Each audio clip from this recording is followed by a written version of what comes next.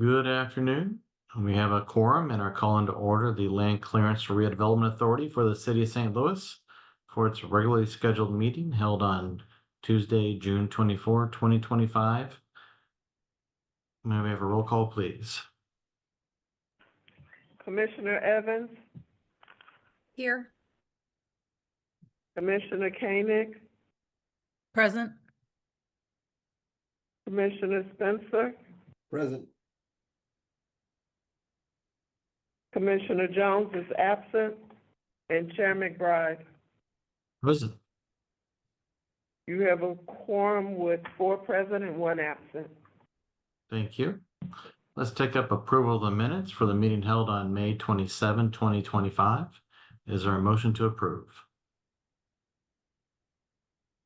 So moved, Spencer. I second. Properly moved and seconded. May we have a roll call vote, please? Commissioner Evans, Abstain. Commissioner Koenig, Aye. Commissioner Spencer, Aye. Chair McBride. Aye. The motion passes with 3 voting yes and 1 abstention. Thank you.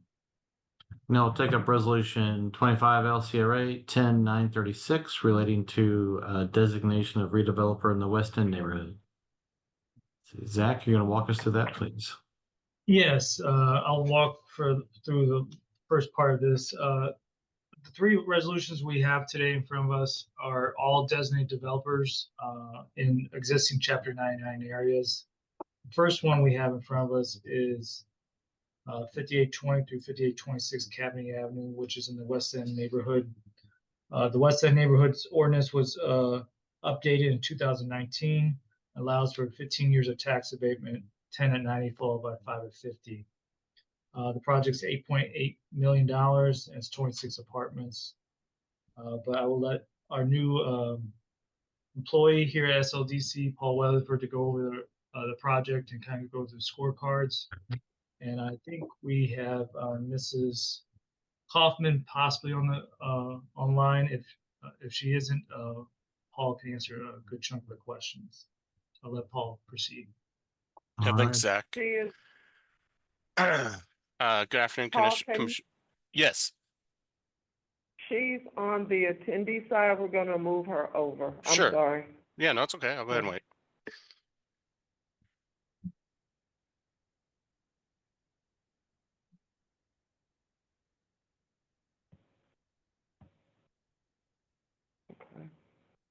Are we okay to proceed, Linda? Yes, you can go we're ahead. okay to proceed.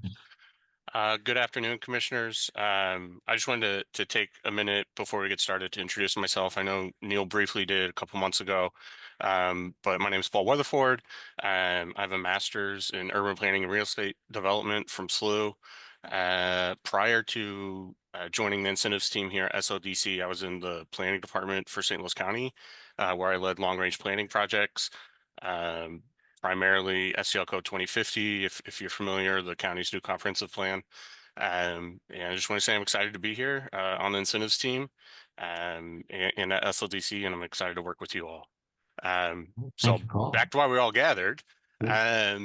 Before you this afternoon is a request to designate developer for Fenice Keene apartment homes located at 5820, 5826 Cabinet Avenue, consistent with the redevelopment plan covering this area.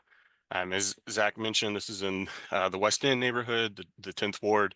And you can see in the context map the general location of this project. Just a little additional context. It's on Cabinet between Hamilton and Goodfellow. It's immediately adjacent to Russell Park, if you're familiar with where that is. The proposed redevelopment is a renovation and rehabilitation of a existing vacant multifamily residential building that was first condemned in 2016 by the city's building division. The proposal is to create 26 affordable housing units at a total project cost of approximately $8.83 million. The redevelopment would consist of 2-bedroom and 1-bedroom units, 2 of which would be ADA compliant. You do have 5825 Cates Avenue listed on the the slides. It's part of the overall redevelopment. It's not in the resolution because that lot is proposed to be developed as parking for the residential use. And so since it's only being developed with parking, it's not being recommended to receive a tax payment. 6 of the proposed units are affordable at 30% AMI, and all of the units are considered affordable at 60% AMI. Additionally, this project has received a letter of support from the West End Neighborhood Development Review Committee, which is a requirement of the We Collab West End Visitation Park Neighborhood Plan. The developers utilizing a variety of funding sources, which include LIHTC, historic tax credits, brownfields tax credits, home funds from CDA, as well as funds from Neighborhood Preservation and Affordable Housing Trust Fund.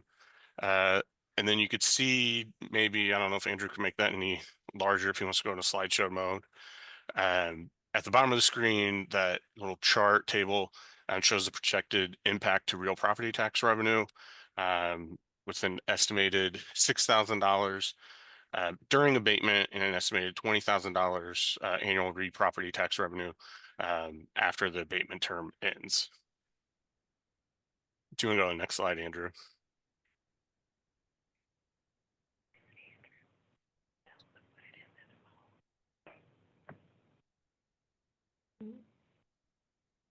Can we advance to the next slide?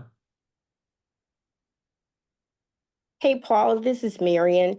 Do you want me to jump in if there's some updates from what's on the screen, or do you want me to just wait until you're finished?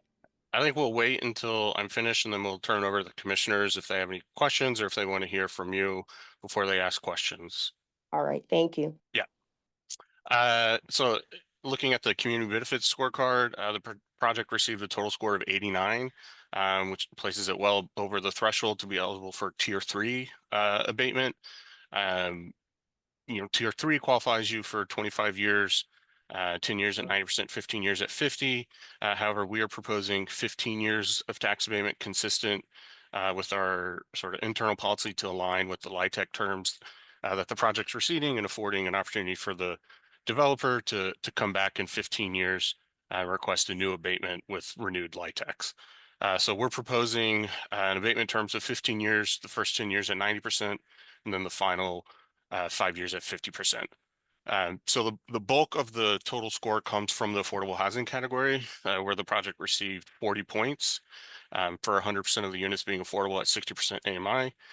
The project received an additional 20 points for being located within economic justice index area 2. The project receiving 5 points each for the renovation of an existing vacant and condemned building, renovating a historic building, the environmental remediation that's required for receiving the brownfield tax credits, as well as alignment with the We Collab West End and Visitation Park Neighborhood Plan.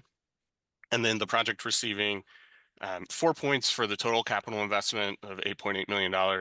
And then finally, 2 points for using outside funding sources, quite a variety of outside funding sources.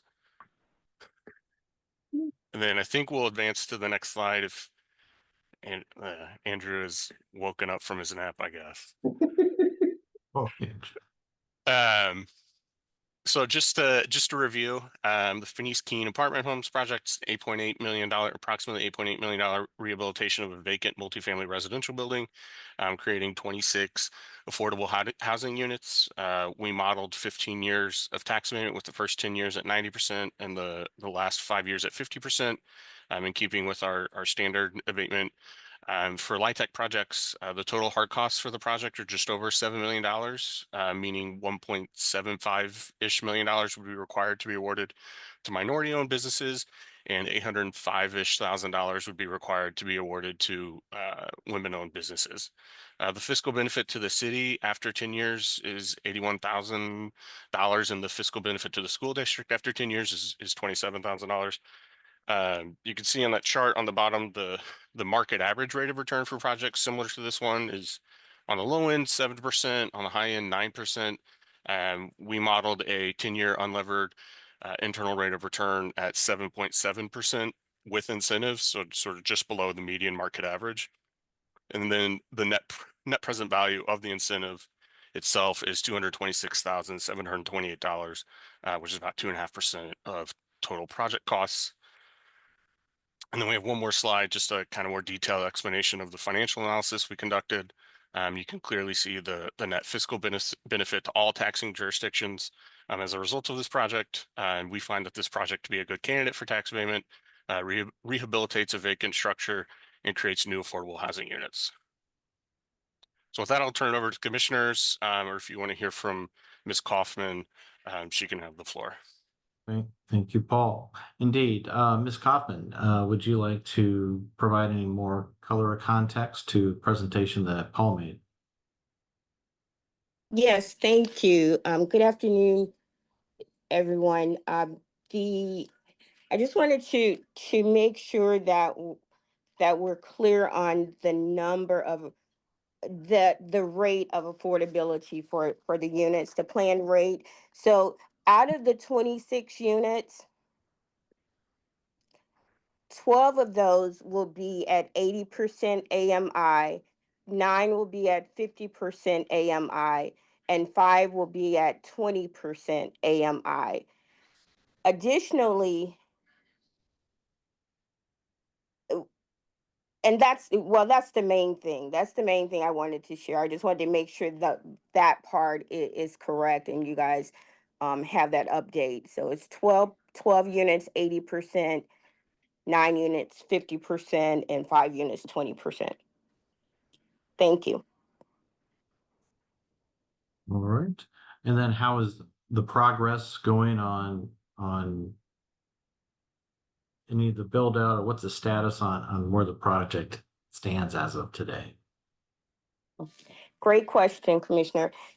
At this point, the team is waiting for the project to get environmental clearance from CDA.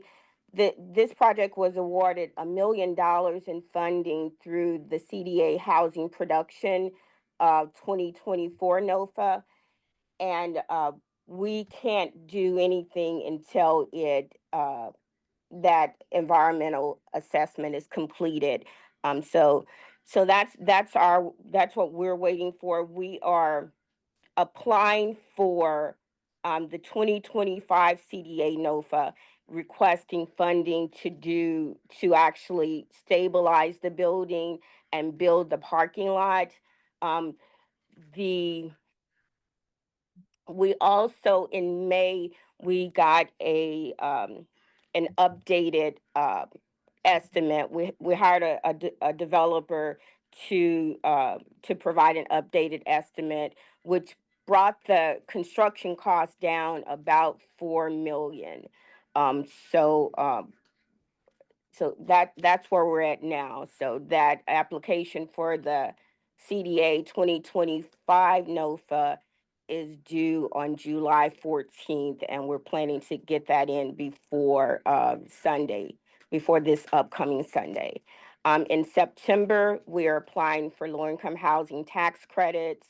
In October, we are applying for the Affordable Housing Trust Fund. We have applied for that 2 times, so this will be our 3rd time. So we know what they're looking for.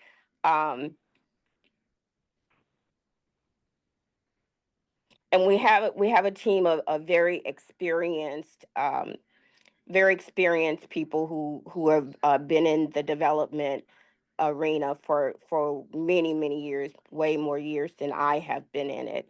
And so that's where we are at this point. Very good.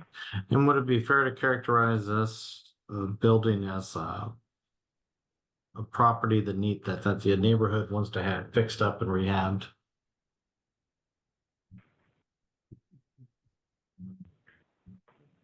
What did you say, sir? So would it be fair to characterize this property as one the neighborhood wishes to have fixed up and rehabbed? Oh, yes, sir. Yes, sir. I literally went door to door knocking back in 2023, asking neighbors what would they want us to do with that property. So yes, sir. Thank you. And just to add on to that, I don't know, maybe it didn't end up in your packet, commissioners, but this project did receive a letter of support from the Neighborhood Development Review Committee. Mhm. Perfect. Do the commissioners have any questions for Paul Weatherford or for Ms. Kaufman? I see Commissioner Evans' hand. Lindsay? Hi there. Thanks for the presentation. I was wondering if you could speak to the LLC that is listed as the potential redeveloper of the property. Do you have an org chart, or can you just walk me through who makes up that entity that we would be considering as redeveloper? Sure, Ms. Evans. So my husband and I have been rental property owners since 2006. Our main focus has been single family residence.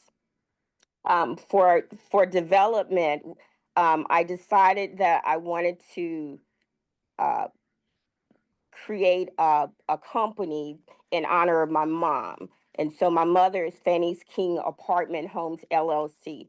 At this point, it is a single member LLC wholly owned by me. However, what I have done, as I said before, is create a very skilled, um, skilled team. So like our architect is Carl Grice, our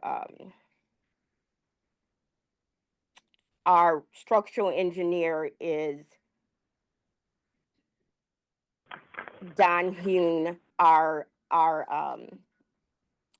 civil engineer is Abdullah Ba, and I've also brought on a lot of consultants with lots of experience in this area. Thank you. How about from a developer standpoint? You mentioned you're applying for LIHTC. Do you have a investor or developer that is interested in fronting pre-development money besides public money? Mary and Willie Kaufman. So far, we've we've invested a lot, Miss Evans, of our own personal income. My husband and I are both 100% service disabled veterans, and I retired from the Army back in 2020. So a lot of the funds are coming from us. However, Michael Sewell is my attorney, and so Michael knows how to do that. We have not started that part of the project, and I've been in communication with two LIHTC consultants. One is Rise STL. Been in communication with Mark Stroker over there, and most recently Yafet El Amin in communication with those. So we're in communication with those two and, working out the specifics of the agreements. Great. Thank you for that context. I also have a question for Paul. I was wondering, the chart that's up on the screen right now, the projected revenues, why are the projected school taxes going negative in 2042?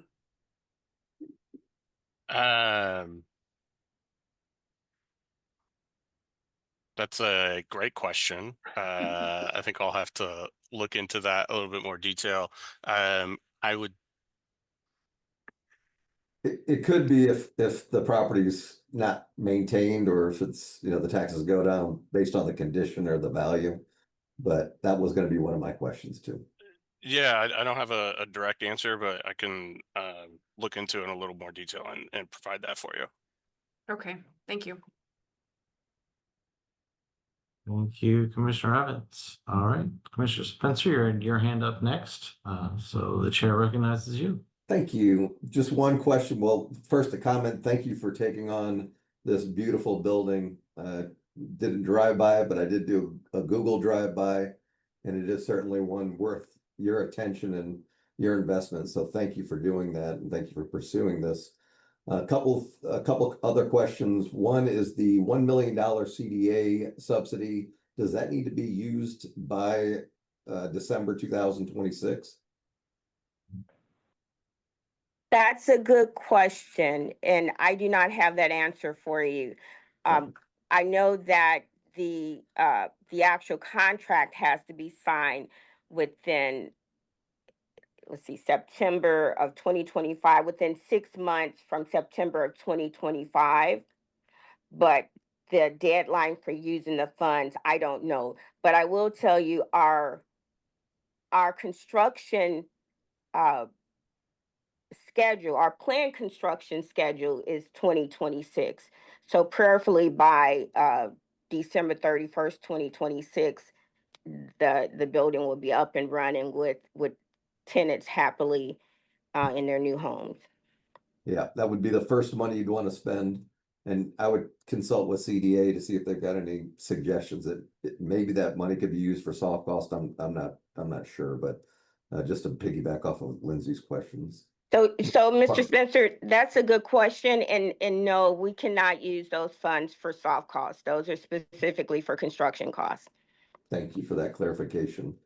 And then the other just general question is, I've never seen a LIHTC project with just 26 units. It seems a little bit light, but I also was wondering, are you going after the 4%, which is a little less competitive, or are you going after the 9%? I'm not sure if that was listed on the resolution or not. So good question. I'm new to this arena. I'm new to this, and so from my research, I think it would be wise to go for the 4% state, 4% federal, and the tax exempt bonds. But that is totally Marian doing research online. I will have to run that by a consultant to decide exactly what we're going to go for. Thank you. Thank you. And Commissioner Koenig. I wanted to just say thank you too for the very nice presentation and putting your time into this part of the city, your time and your money. I guess my question is, was this particular property in the path of the storm? Did it sustain any kind of damage, or has it been evaluated for that, or was it clear of the storm path? I kind of Googled and looked online, but I couldn't quite tell. Great question, Ms. Koenig. So I did notice that there were some properties close by where there was, like, I saw like the flat roof, black covering. It's, in fact, is still there now on Cabaney and Goodfellow on that southeast corner. However, our building, I did not notice an additional brick fall off of it. It stood strong. Now I will tell you, it's already in pretty bad condition already. So Sure. but it does not appear to have been negatively impacted by the storm. But you know, Okay. yeah. Okay. Thank you so much, Ms. Kaufman. All right. Any other questions from the commissioners for any of our presenters on this resolution? I have Seeing a and hearing. question for Go ahead. Paul, and it might be Paul, it might be Zach, but just a clarification on what motion is up for vote tonight. Is this for both the abatement and the assigning of the redeveloper, or is this just for the redeveloper and the abatement has already been approved? This is assigning a designated developer for the site, and Mrs. Coffin will be entering a redevelopment agreement with this after this resolution, and within that redevelopment agreement, there'll be terms for the tax abatement. And that tax abatement would be tied to the property? Correct. Yes. Okay. Thank you. Yes, anything in the West End neighborhood could receive up to 15 years of tax abatement. And since this is a LIHTC project, that's why we're doing 15 years of tax abatement.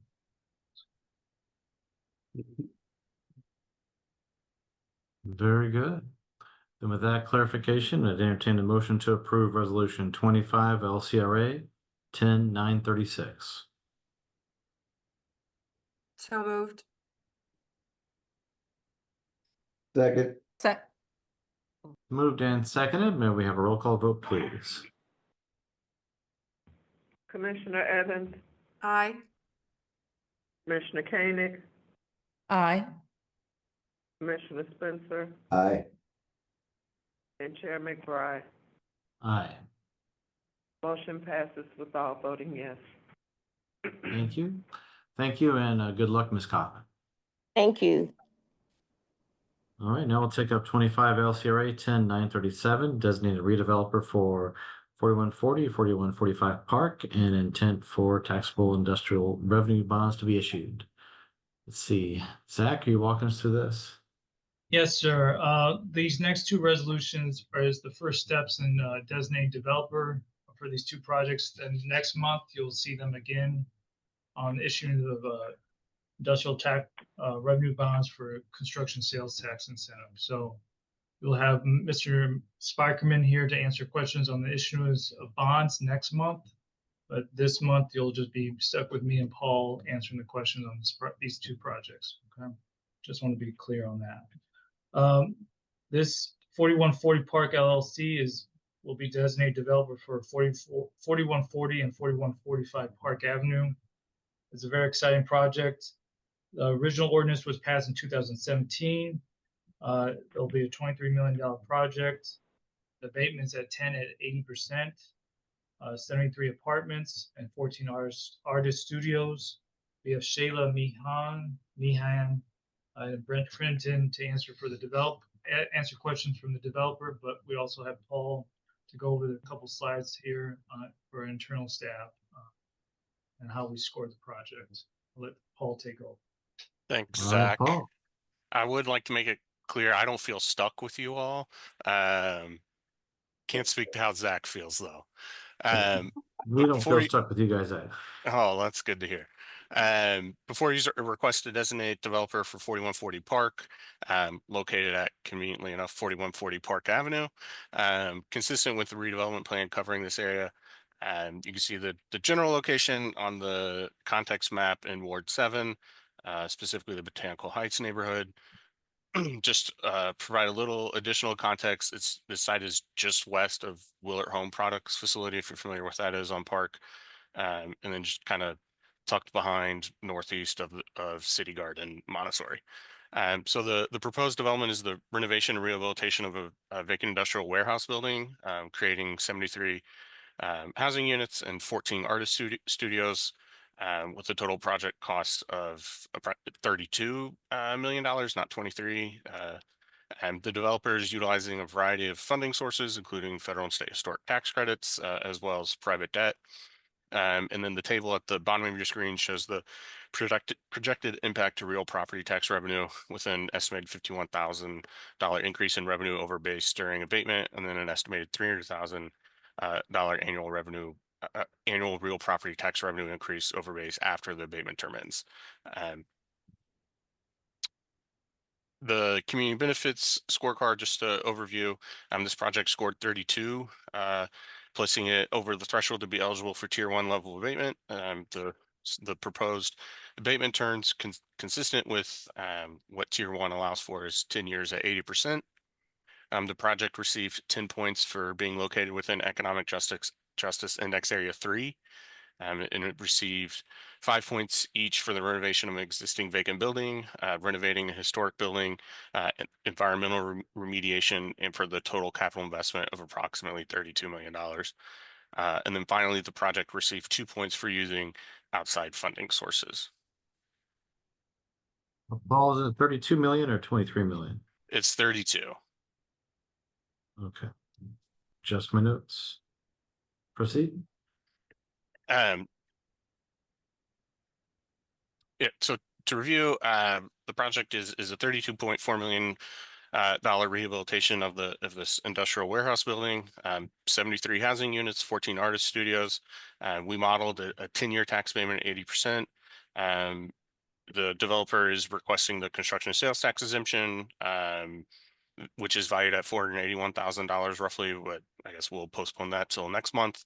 The total hard costs for the project are just over $23 million, meaning, $5.5 million or so would be required to be awarded to minority-owned businesses, and approximately $2.5 million would be required to be awarded to women-owned businesses.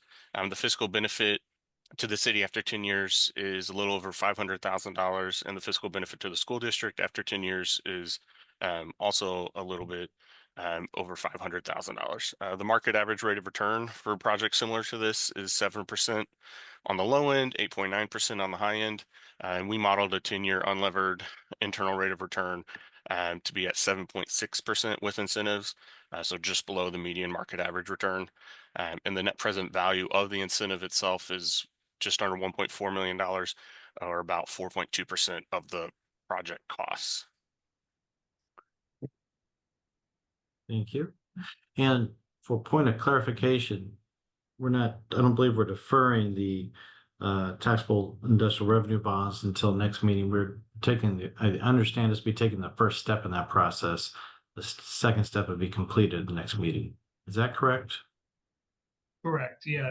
Okay. This resolution is just stating the intent to have industrial revenue bonds and Correct. designate Sure. developer in the next month. We'll All right, issue very the good. bonds. Anything else and from then- Paul? Yeah, just Yes, now we this have the financial impact. Yeah, report. this final slide is just a more detailed explanation of the financial analysis we conducted. You can clearly see the net fiscal benefit to all the taxing jurisdictions resulting from this project, and we find this project to be a good candidate for tax abatement, being that it rehabilitates a vacant structure, creates new housing units, and supports artists, which we feel contribute to the cultural vibrancy of our city. And with that, I'll turn it over to the commissioners if you have any questions. I believe that Commissioner Spencer has a question for you, Paul. Thank you. Can we go back to the community benefits scorecard and get a little bit more clarification on the geography score? If anybody's driven down that street, and if you look at the resolution, this has been in front of us, I think, since 2017. So this is a building that was underutilized for many years and vacant, but it's a dead end, and it's surrounded by manufacturing. And I just want to know why the geography score wouldn't be a little bit higher. It just seems like this scorecard came in a little bit lower than I would expect for a project of this scale and this size on this particular street.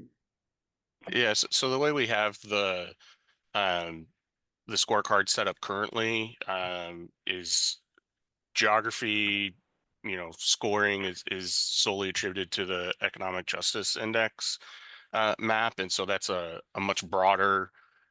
Those EJI areas are broader than say the block level even, and so it's I don't know if we can necessarily distinguish or really have finite differences block to block using the analysis from the Economic Justice Action Plan. As we continue to grow the scoring of projects and how we evaluate community benefits, that might change, but for now we're using the Economic Justice Index from the Economic Justice Action Plan to help determine those values. But your point is well taken.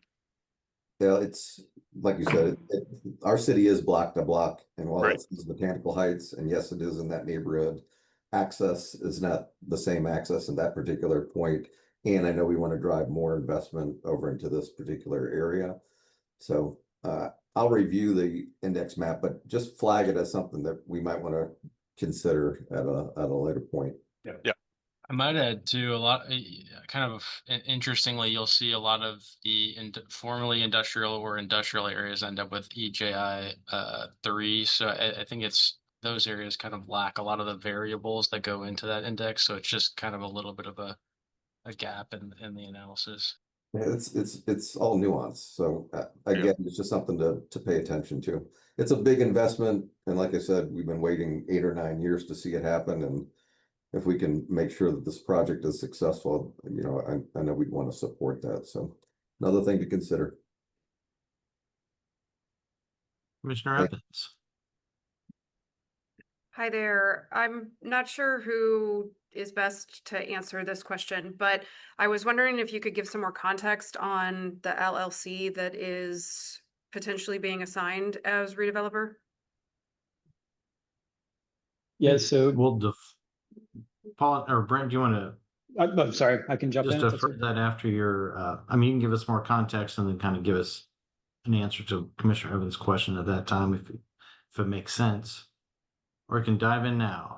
At your discretion, Mr. Crittenden. I can wait. All right, any other questions directed to Paul on the community benefit scorecard or the financial impact report? Commissioner Spencer. So are the historic tax credits that they've been applied for and awarded, and is this project ready to start?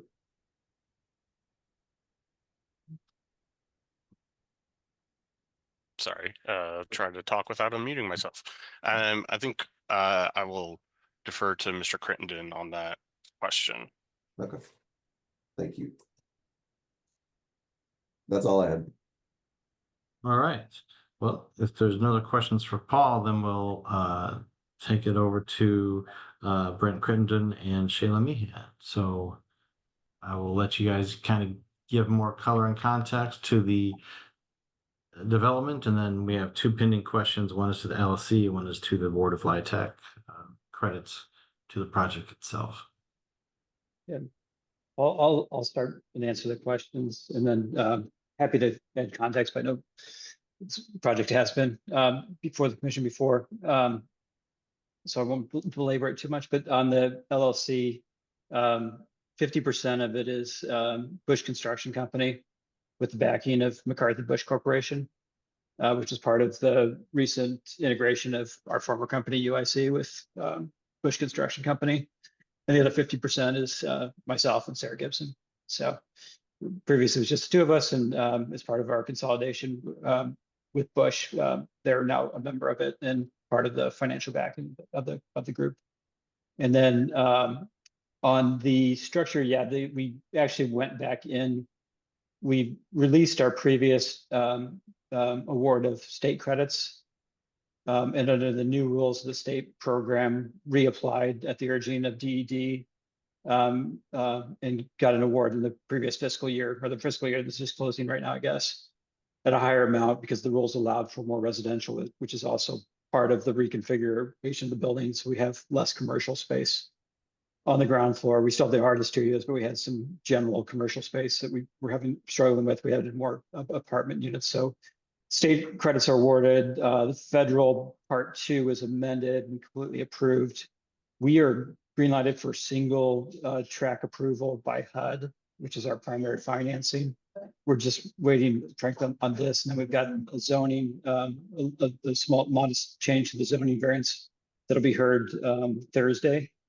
That and a couple of other small things. We should file the final application to HUD in the next 2 to 3 weeks.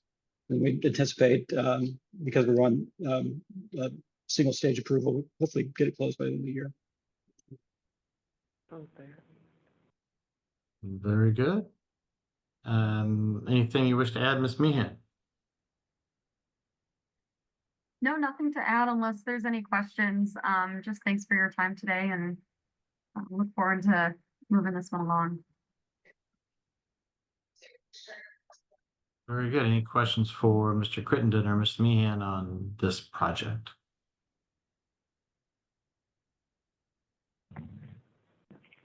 All right. I think you've answered the ones that were teed up for you whenever you when we completed the staff portion of it. Very well. If there's nothing else for the commissioners from either the staff or the applicants, then I'd entertain the motion to approve Resolution 25 LCRA 10-937. So moved, Spencer. Request. Second. Properly Second. moved and seconded with request for previous roll. Is there any objection to that request? Objection. We'll take a roll call vote, please. Commissioner Evans, Abstain. Commissioner Koenig, Aye. Commissioner Spencer, Aye. and Chair McBride. Aye. You have, the motion passes with 3 voting yes and 1 abstention. Very good. Thank you. And good luck. We'll see you next meeting. Thank you. Thank you. Now we'll take up Resolution 25 LCRA 10938 designated redeveloper for a project in the Gate District, including the intent for taxable industrial revenue bonds. Zach, can you walk us through that? Yes, sir. This project is similar to the one we just as presented to you and right before this. Hickory Revitalization LLC is being designated for the parcels tied to the Hickory townhomes. There's a slight difference in this. This is receiving light tech also, but the current ordinance only is kind of badly written, as it can only go up to 5 years at 50%. So in the next couple of weeks, we'll be introducing an board bill to correct that ordinance, to amend it so we'll allow for 15 years of tax abatement for LIHTC projects in the Gate District. So in front of you is to designate the developer currently at 5 years at 50% and allow for construction sales tax on this project. Once the ordinance is passed, amend the current ordinance, we will be back with another resolution to amend the tax abatement amount. This resolution is needed to move forward with the construction sales tax piece, which the developer is very eager to get started. The tax abatement can be amended later because we do not award tax abatement until the project is completed and is up to the standards established in the redevelopment agreement. So I just want to make that clear before we move any further. It's 65 housing units, mostly 2, 3, and 4 bedroom units, which is definitely needed in the city. We have Alex Keeling and Eric McMahon to discuss, answer questions from the developer side, and Paul will go over a couple slides with you to go further in detail on the project. Happy to answer any questions later. Thank you. I think Zach. All right, Paul. Before you this afternoon is a request to designate developer for Hickory Townhomes located at 2622 Hickory. It is a scattered site slightly. It's all along Hickory, but 2622 is the address for point of reference. Consistent with the redevelopment plan covering this area. You can see the general location on the context map in Ward 7, specifically the Gate District. This project is at Hickory and Jefferson, just south of Shoto. The proposed development is the renovation and rehabilitation of 65 existing affordable housing units across 14 three-story townhouse style buildings, with a total project cost of approximately $18.8 million. As Zach mentioned, it's a mix of unit size, 2-bedroom, but mostly 3-bedroom and 4-bedroom units. The units are currently affordable, so the existing residents through the housing assistance program, where residents contribute 30% of their income towards rent, regardless of what the actual rent price is. They're only contributing 30% of their income towards rent, and then the balance is subsidized. 64 of those units will continue to participate in the housing assistance program or housing assistance payment program. So while there is going to be a rent increase for the individual unit, the renter will not see that increase as they will continue to contribute at that capped 30% rent of their income. And then the existing market rate unit will be restricted to 60% AMI. This development was originally constructed in 1980. The last rehabilitation was 2005. And there's just, been normal wear and tear, deferred maintenance. And so the development needs additional rehabilitation at this time. The developer is utilizing a variety of funding sources, including LIHTC, utility rebates, and private debt. And the table at the bottom of your screen shows the projected impact to real property tax revenue to $80,000 during abatement, and then an estimated $130,000 annual real property tax revenue after the abatement term ends. And we did, as we go into the next slide, we did model the full 15-year term. I guess that'll be on the next slide. So we'll get to that. But the community benefits scorecard, this project received a total score of 75. I'm placing it well over the threshold to be eligible for tier 3 level of abatement, which would be 25 years, 10 years at 90, 15 years at 50%. But we are proposing the 15 years consistent with our policy to align with the LIHTC terms, and affording an opportunity for the developer to come back in 15 years and request a new abatement along with renewed LIHTCs. So what we modeled is 15-year term, first 10 years at 90, and the final 5 years at 50%. The bulk of the total score comes from the affordable housing category, where the project received 40 points for 100% of the units being affordable at 60% AMI. An additional 20 points were awarded because the project is located within Economic Justice Index Area 2. The project is located 0.2 miles from a proposed Northside Southside Metrolink Green Line station at Jefferson and Park, which awarded 9 points. And then the total capital investment of approximately $18.8 million was awarded 4 points, and then the final 2 points were for leveraging outside funding sources, namely LIHTC. So again, this is a just under $19 million rehabilitation of the existing affordable housing development at Hickory and Jefferson.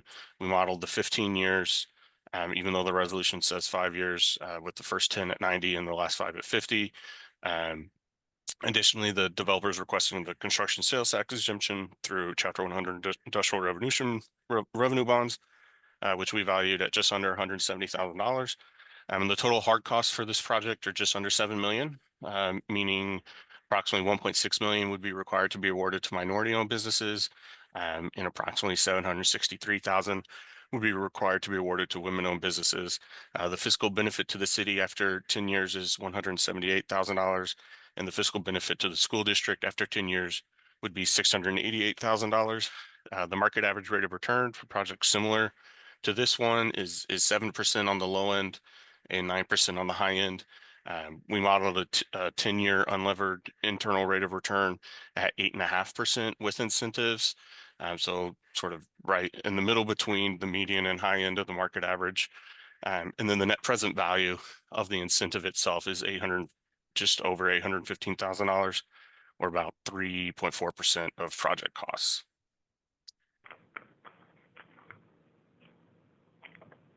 And then this final slide is just a more detailed explanation of the financial analysis we conducted.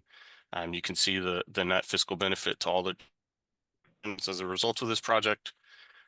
We find this project to be a good candidate for tax abatement, preserves the affordability of these existing affordable housing units, many of which are large enough to be occupied by families. It's located within a critical corridor for the city, right on the proposed north side, south side route. And then given the need identified in the Economic Justice Action Plan, and the close proximity to future transit infrastructure, we feel this project warrants tax abatement. And with that, I'll turn it over to the commissioners for any questions. Thank you, Paul. Any questions for Paul from the commissioners? Commissioner Spencer. Paul, this is we've had a bunch of LIHTC projects come through. This is a general question about our policies. We keep referring to that 90% on the front end of the 10 years and then another 5 years at 50%. Has there been any talk or consideration about maybe lowering that first 10 years to give the city a little bit more of a bump in income, and then put a little bit more on the back end and try to make it so it's consistent throughout? I know looking at these performas, once you get to that 10-year and the taxes increase and there's deferred maintenance, that these projects don't necessarily look as good to investors. And just wondered if that was something that we've considered in the past or would consider in the future. I I think think I'll call on Zach for that one. Yeah. No, we're very open at looking at possibly doing like 15 years at 75%, something along those lines. Okay. What I encourage, I've had many discussions on groups like Rise and other developers who are in the LIHTC realm to work together to come up with an idea what they would like to see moving forward, and we can create a kind of a discussion with the Board of Aldermen so we can create a positive policy moving forward on to help make sure these projects are feasible long term versus very short term. So Yep, there's a lot of people that need to make decisions around there, so I understand, just another, something to think about. we hear you, and we would like to update the scorecard and some of the levels of abatement moving forward, and that's one thing we're definitely looking at. So. Thank you. Thank you. And Paul, just to reiterate what I heard you say is that although the abatement that is before us is just for 5 years, what the financial models and the community impact report models both accounted for the 5-year 50 and 10-year 90, correct? Correct. Yes. Very good. Any other questions for Paul from the commissioners? I've got one additional comment. Paul, I'm not sure if you added this, that chart with the current taxes during abatement and after, but that is really helpful for me to recognize exactly the impact once we give this abatement up. So thank you for putting that in there. It's very helpful. I'm not going to claim credit for that one, but I appreciate it. Yeah. Commissioner, I hate to say this, but it's always been there, but the colors are different. So that was what I was trying. I thought the colors were different. Maybe my color blindness, I encourage them to make it more accessible. I don't know, but yeah, Thank maybe you. that's Read the legend, Commissioner Spencer. All right. Tell me about it. At this time, then we'll let Mr. Keeling, Mr. McMahon weigh in, give some more color and context to the presentation. Sure, Eric McMahon here. Thanks for your time, first of all. Just high level, this is kind of a continuation of a project you saw maybe several months ago called Lafayette Family and Senior, which is a 162 unit renovation. These are about a block apart, honestly. And so the Lafayette project has begun, closed about a month ago. So that is in the early stages. This project would be completed kind of in conjunction with that and basically kind of renovate most of the affordable housing in that area. There's a few scattered St. Louis public housing buildings within there, but for the most part, this is it. The Hickory Townhomes project will benefit from the Lafayette project, where we're building a new community center, leasing office, splash pad. So the tenants in this property will be able to enjoy some of the amenities at the Lafayette project, and also allow us to manage it all together. We have, the credit awards in hand. We have financing ready, just close kind of negotiating final pieces with MHTC for the firm commitment. So hoping to close in the next 90 days so that we have all these projects under rehab at one time. And I've met with the neighborhood. The Gate District is kind of, there's one part of the neighborhood that's very active and the other that's just getting fired up. But they kind of did an kind of conjunction meeting combined for the East and West. And so met, took questions, had a lot of great questions from the neighborhood. And so yeah, excited to kind of renovate this side of the Gate District. Outstanding. Any questions for Mr. McMahon from the commissioners? Commissioner Koenig. Hi, thank you. I just want to say I appreciate seeing continued efforts in renovating properties for our existing tenants in the St. Louis area. I think that helps, maintain residency. My only question is, and I think maybe it's the same, maybe I've asked it on the Lafayette one, but will you be needing to relocate the existing tenants in order to do this work, or will they be able to maintain residence in their homes? So there will be relocation. The plan is we will kind of reach a natural vacancy of 10 to 20% as just units turn. And so with that attrition of units, we'll renovate the vacant units, finish that pod of units, and then move, a group of 5 or 6 tenants from an existing unit to a completed unit. And so that will allow them to basically only move once. The scope of work is such that we need to get in and actually do quite a bit of work, new flooring, cabinetry, countertops. Sure. So it doesn't Right, allow right. for practical Right. in-place rehab. So that's the plan. We've been successful with that and in the past. We also have the Lafayette project underway, which has similar townhomes. So we'll be able to kind of work with the two to move tenants. And so but usually the natural kind of attrition of just vacancy and rent turnover will allow us to renovate that without having to do a whole lot. Very good. Yeah, sorry. Go ahead, Commissioner. Computer's acting weird, but thank you very much. And that You're sounds like a welcome. good plan. Thank you. Commissioner Spencer. I'm sorry if I missed this, Eric, but is the acquisition completed and is the Tech application happening in September? Are you just getting geared up for this? We have a LITech award. It's a federal 4% only. So we Gotcha. have the credits in hand. And so we're just in the final stages of the firm commitment and should be able to close in the next 90 days, pending everything going well. Congratulations. My last question is the facades of those buildings are a little dated. Are you planning on doing any exterior renovations or is it primarily interior? Yes, right now the plan is to replace all the windows and siding, and if everything goes as planned, we will be replacing it with hardy board, so it will be a nice quality look and definitely freshen up the block. I will caveat that with we have a HUD GRRP award, which has been taken back and then given back and then taken back. So depending on what Elon Musk does, at this point, HUD has proceeded moving forward with our closing package. So we feel pretty good that we will be able to close with those funds. And assuming everything goes well, we will do the kind of top-notch exteriors. Excellent. Congratulations. Looking forward to seeing this happen. Thank you. Thank you.